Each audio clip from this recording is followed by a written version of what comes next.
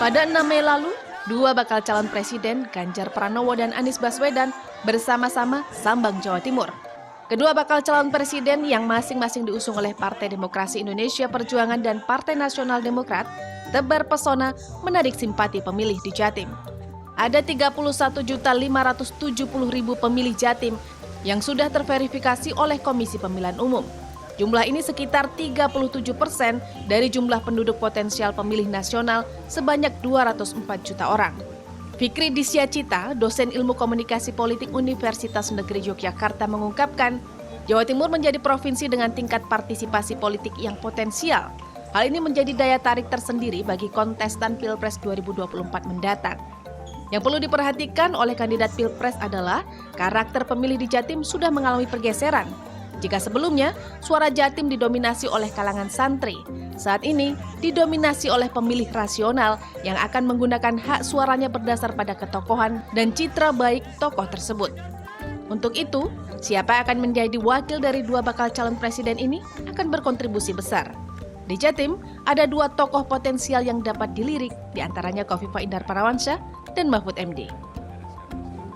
Cawapres ini menjadi penting karena Cawapres ini merepresentasikan karakter pemilih di Jawa Timur yang merupakan titik pertemuan antara kalangan nasionalis dan juga kalangan religius berbasis santri.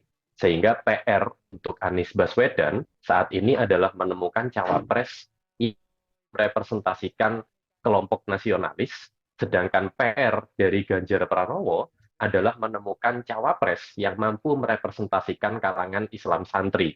Itu adalah hal yang perlu dimiliki oleh masing-masing capres untuk pemilu 2024 dan memenangkan basis suara di Jawa Timur di 2024 nanti.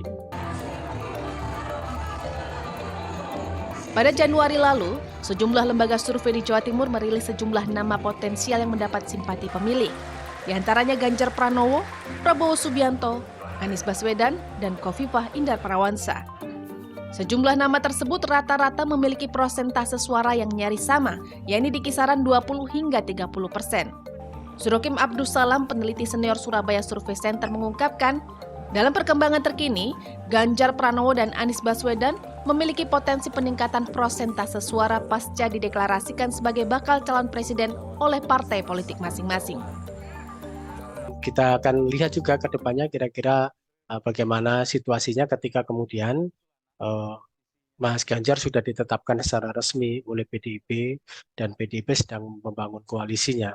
Tentu akan berbeda ya dengan apa yang kemarin muncul ketika kandidat itu belum dimunculkan secara resmi. Biasanya di dalam angka-angka survei ketika kandidat itu dimunculkan secara resmi, ya menurut pengalaman kami bekal 8% itu biasanya selalu muncul. Sehingga kalau angka kemarin 23 begitu ya bisa sekarang bisa di kisaran 29-30%.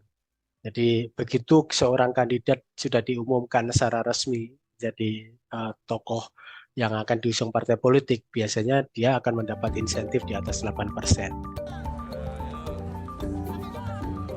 Gaya plestir tebar pesona Anies Baswedan dan Ganjar Pranowo di Jatim Sabtu lalu belum dapat merepresentasikan ketertarikan pemilik suara. Hal ini dikarenakan pemilih masih menanti kemunculan nama Prabowo Subianto sebagai bakal calon presiden berikutnya. Eka Rima, Miki Peresia, Surabaya, Jawa Timur.